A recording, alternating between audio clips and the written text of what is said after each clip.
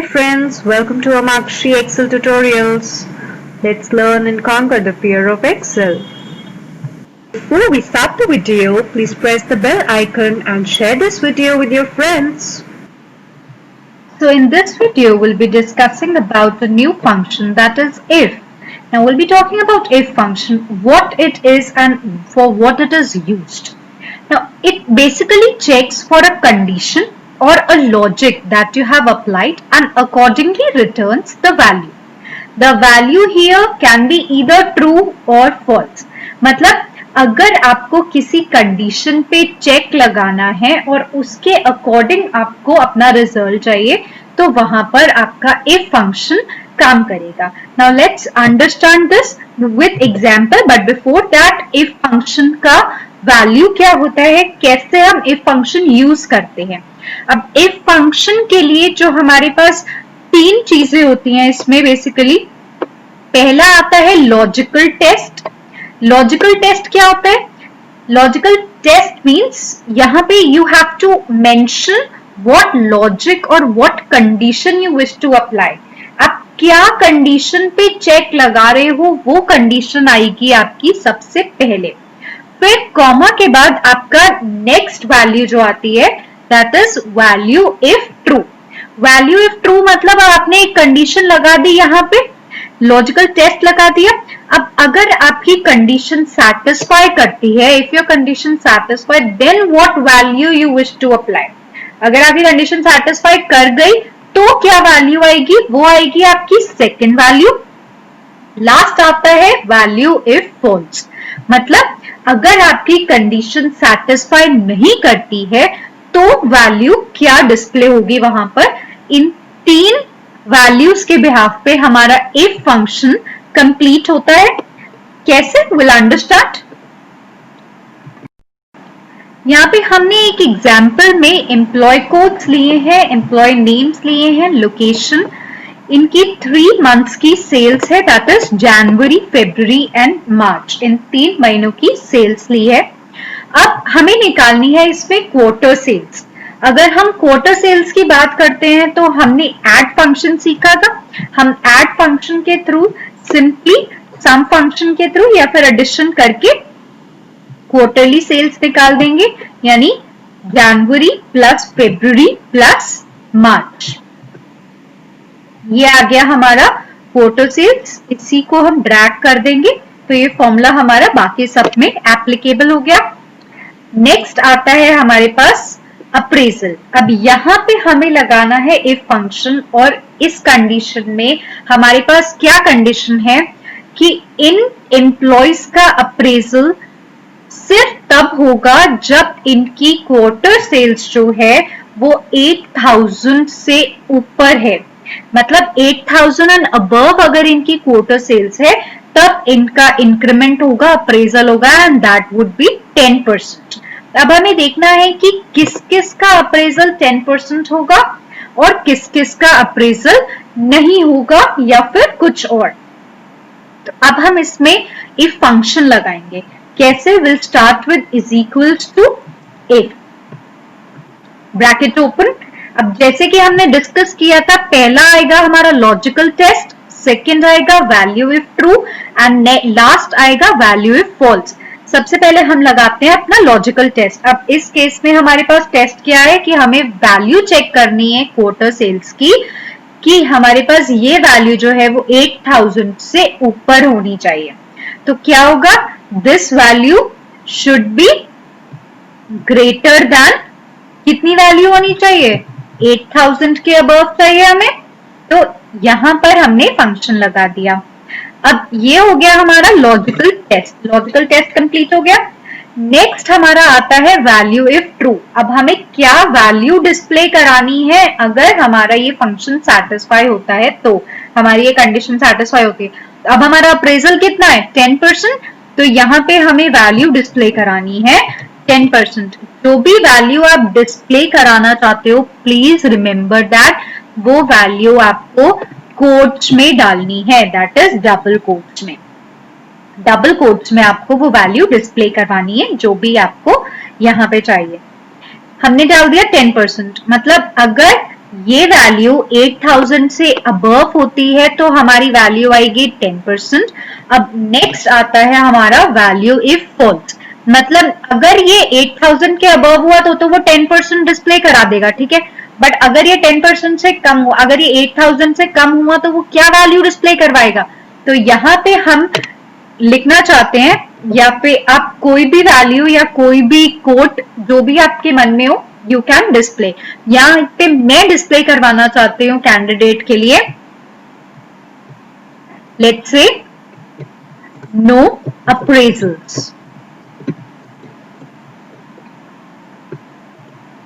ठीक है। जिसके वैल्यू 8000 से ऊपर है उसका 10% और जिसकी वैल्यू 8000 से ऊपर नहीं है उसका नो अप्रेजल्स। और यहां पर मैंने ब्रैकेट किया close and will simply press enter. जैसे ही हम एंटर प्रेस करेंगे यहाँ पे, क्योंकि 8000 के ऊपर थी तो वैल्यू आ गई 10,000। आगे के केसेस देखते हैं। मैंने ये फॉर्मूला ड्रैग कर दिया एज इट इज। अब ये वैल्यू भी क्वार्टर सेल्स की 8206 थी, यानी 8000 एंड अबव, तो यहाँ पे भी आ गया हमारा 10%। अब ये क्या वैल्यू है? जो बाकी सी, डी और ई एम्प्लॉइज के लिए वैल्यू है, दैट इज बिलो 8000। तो यहाँ पे सिंपली हमने डिस्प्ले करवा दिया no appraisals, right. If function में हमारे पास दो और फंक्शंस आते हैं, if error and if N A. Will start with if error. Now if error क्या होता है? It checks for an error in a function and lets you display the value of your choice in case of error. मतलब अगर आपने कोई function apply किया और आपको उस फंक्शन में वैल्यू की जगह मिल गया एरर कोई, तो वहां पे हमारा इफ एरर फंक्शन काम करता है और आपके पास ऑप्शन होता है कि आप उस एरर वैल्यू को डिस्प्ले कराने की जगह अपनी चॉइस की जो भी वैल्यू आप डिस्प्ले कराना चाहते हो, यू कैन डू दैट। इसको कैसे लिखते हैं? इफ एरर की कंडीशन होती है, सबसे पहले हमारा आता है वैल्यू, दूसरा आता है वैल्यू इफ एरर। अब वैल्यू क्या होता है? Value is if you do not receive any error in your function, then what value you wish to display। सबसे पहले जो हमारी वैल्यू आती है वो आती है हमारी करेक्ट वैल्यू, मतलब हमारा कोई भी एरर नहीं आया है फंक्शन में, तो हम क्या वैल्यू डिस्प्ले करवाएंगे? वो वैल्यू आएगी आपकी नंबर 1 प्लेस पे। एंड सेकेंड आती है आपकी वैल्यू इफ एरर, मतलब अगर आपके पास एरर आया है फंक्शन में तो आप क्या वैल्यू डिस्प्ले करवाओगे। If you receive an error in your function, then what value you wish to display. Now let's understand this with example. यहां पे हम अप्रेजल्स में लगाते हैं इफ एरर फंक्शन। अब ये एज इट इज हमने जो अप्लाई किया था इफ फंक्शन, इसमें हमारी सब करेक्ट वैल्यूज आई थी। अब लेट्स से एम्प्लॉय सी की बात करते हैं। एम्प्लॉय सी ने किसी एक मंथ में, जनवरी, फरवरी या मार्च, किसी एक मंथ में ही वाज नॉट प्रेजेंट, तो यहाँ पे उसकी वैल्यूज या उसकी सेल्स की जगह जिसने भी ये रिपोर्ट बनाई है उसने मेंशन किया है नॉट प्रेजेंट। जैसे ही आप नॉट प्रेजेंट डालोगे, क्योंकि हमारे पास यहाँ पे वैल्यूज फॉर्मूलास लगे हुए थे, इफ फंक्शन लगा हुआ था यहाँ पे क्वार्टरली सेल्स का, यहाँ पे इफ फंक्शन, तो हमारे पास क्या आ गया? यहाँ पे एक एरर डिस्प्ले हुआ, वैल्यू एरर, कि यहाँ पर वैल्यू नहीं है। अब जो एरर आया है, अब हम इस केस में क्या करेंगे? अगर हमारे को ऐसा एरर, अब we don't want to display such error in our final sheets, तो अब हम क्या डिस्प्ले करवाएंगे? यहाँ पे हमारा इफ एरर फंक्शन काम करता है। हम क्या करेंगे? Is equals to if error function लिखा हमने। अब सबसे पहला आता है क्या कि हम एक्चुअल वैल्यू क्या करवाना चाहते हैं डिस्प्ले। तो अगर हमारे फंक्शन में कोई एरर नहीं है तो हम as it is value display करवाना चाहते हैं, राइट। तो हमने एज इट इज ये वैल्यू सिलेक्ट करी, कॉमा।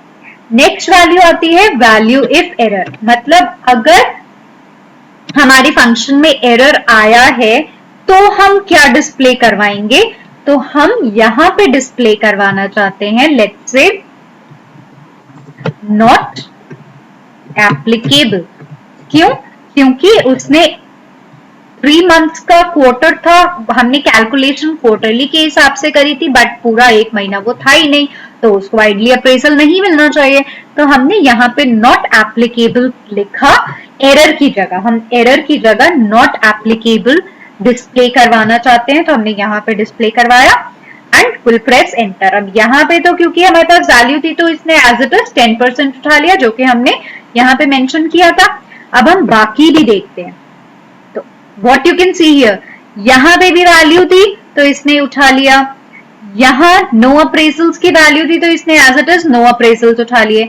अब एरर मैसेज हमको यहाँ मिला था, यानी एम्प्लॉय सी के केस में, तो एम्प्लॉय सी के केस में यहाँ पे उसने एरर मैसेज की जगह जो हमें डिस्प्ले कराया दैट वाज नॉट एप्लीकेबल, ना कि एरर मैसेज।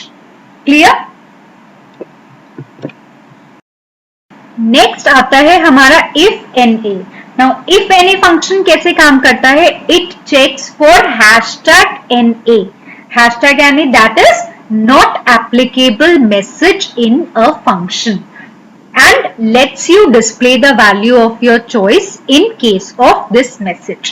अब क्या मतलब है इस फंक्शन का कि ये बेसिकली आपने कोई भी फंक्शन अप्लाई किया है तो ये इफ एनी फंक्शन जो है ये चेक करता है नॉट एप्लीकेबल एरर मैसेज। अगर आपका ये मैसेज आता है तो वो आपको चॉइस देता है कि आप इसकी मदद से, इस फंक्शन की हेल्प से आप अपनी चॉइस की वैल्यू डिस्प्ले करवा सकते हो। अब इसकी राइटिंग कैसे होती है? इफ एरर सेम होता है almost, if N A is also same like if error. अब यहाँ पे इफ एन ए के फंक्शन है, क्या है?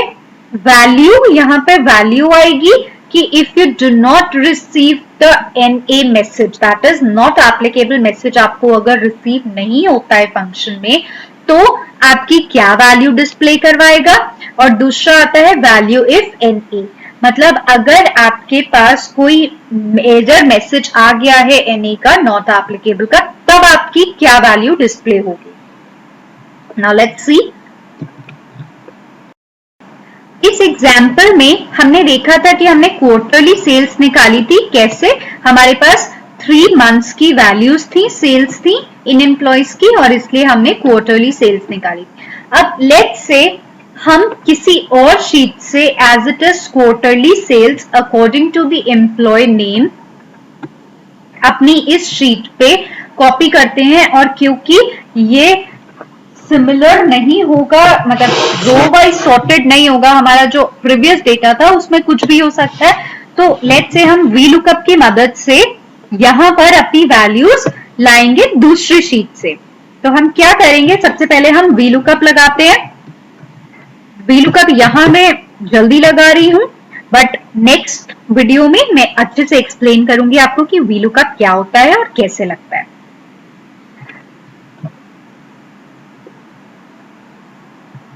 मैं यहां दूसरी शीट से वैल्यू ले रही हूं और जितनी भी हमारी सेल्स है उसके अकॉर्डिंग वी लुकअप लगा के विल चेक कि हमारे पास क्या रिजल्ट्स आते हैं।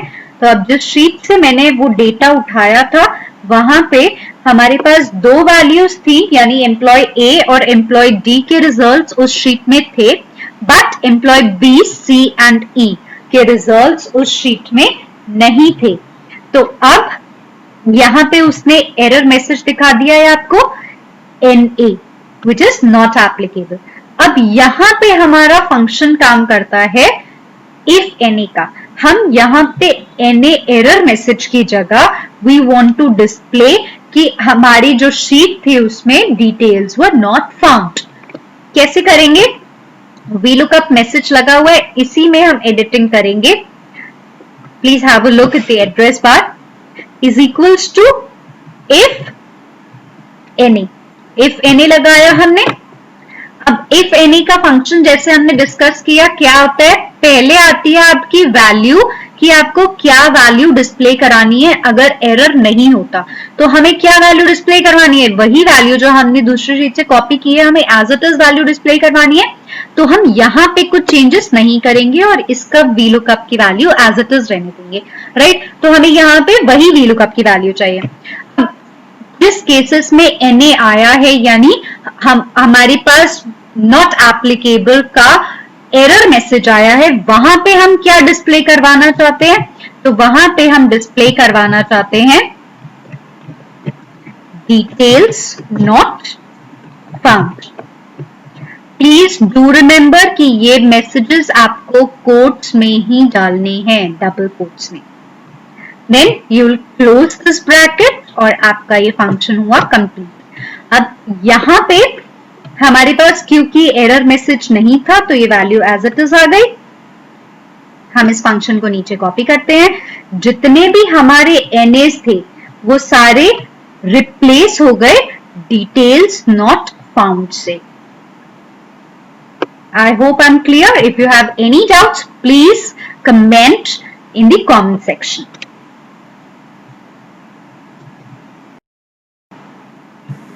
If you like the video, please click on like button and please subscribe for more videos.